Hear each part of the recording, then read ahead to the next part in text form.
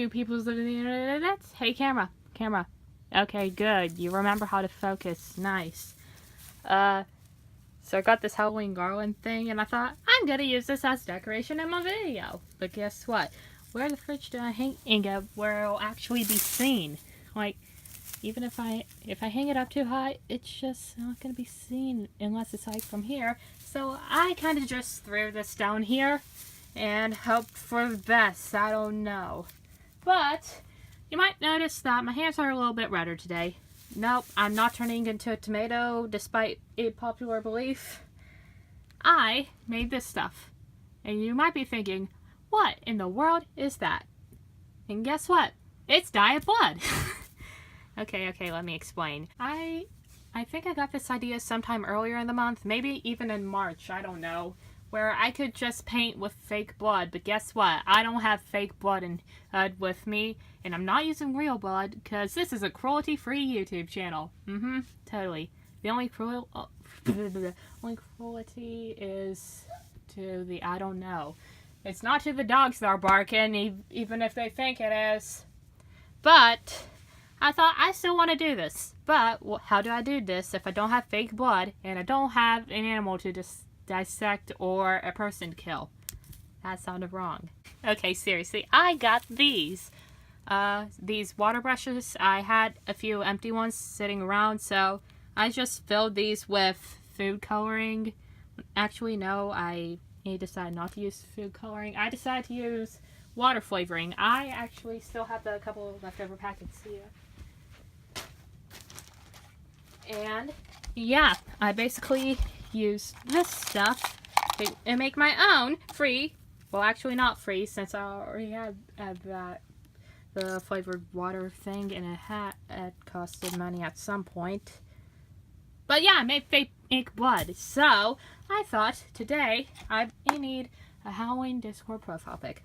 That's not where I was initially going with that sentence, but I am going to paint it with these. And this entire challenge is to not use anything to color this except for my new fake blood creation. And I'm kind of tempted to drink this if I still have any left by the time this is over. But I probably shouldn't, since I'm pretty sure the cup I made this in was dirty in the first place. You know what? This is too long of an intro. Let's get to this! So, I kind of started this whole entire drawing thing on a Friday, and I didn't have any time to finish this. In fact, all I was able to do was just some of the color testing, not even all of it, just some of it. And now it's a Saturday night, and I'm kind of rushing to get this thing up now that I'm finally home for my cousin's birthday party. And, what was I going to say next? I don't know. But I kind of tested out a bunch of the colors here, and honestly, oh, okay, hello, dog barking. Honestly, these came out a lot lighter than I was expecting. Whenever I was looking at the contents in the tube, I kind of expected to get a lot of deeper colors. Plus, this stuff stains my hands a freaking lot all the time. Every single time I drink this flavor of water, the same stuff would stain my hands and they'd just be so red. But here, nope, they're just pretty pink, I guess. And here I am sketching, and I decided that I would make a little girl or whoever just sitting on the moon taking the DreamWorks person's spot. And yeah, I like that for some reason. And I decided to make it a little vampirette cutie girl, I guess. That sounded weird for me to say. I don't know why. But yeah, I drew that, and since I didn't give her fangs, it was kind of a bit too tiny. Her mouth was to give her fangs. In fact, her mouth was freaking non-existent. I mean, there's like a little bump on her face where the lips would be, but besides that, not really a line for the mouth, because I've noticed that whenever I try to do that, it just looks really weird. But what was I gonna say? Yeah, I didn't do the fangs, so instead I just gave her bat wings, and yeah. And now I think I'm at the part where I'm lining this. Yep, I am.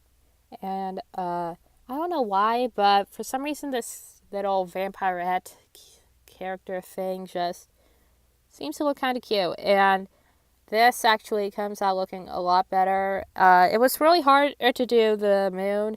For some reason, it's always really hard for me to do crescent moons because, like, I always have trouble with keeping them round and making one part way too thin and the other way too thick.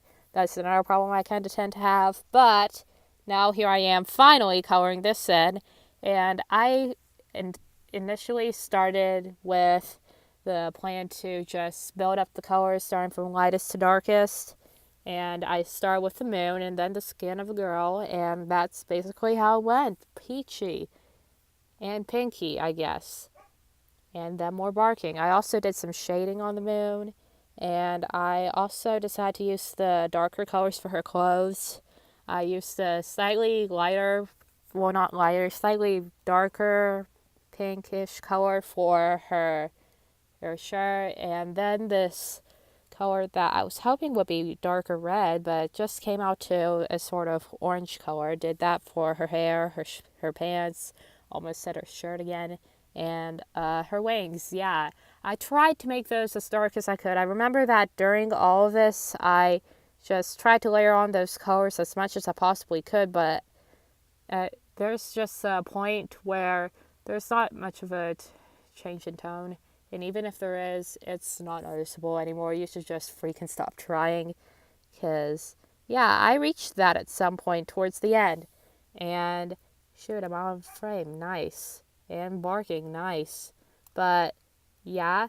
Also, my phone kind of ran out of memory at some point while I was recording. So, you kind of couldn't see how I did the background, but it's a pretty sky. You'll see it in the end. And we are finally done. And yeah, I have no idea what I was about to say, but here we go. And yeah, it's kind of wrinkly, I know, but I like this though. It looks pretty full.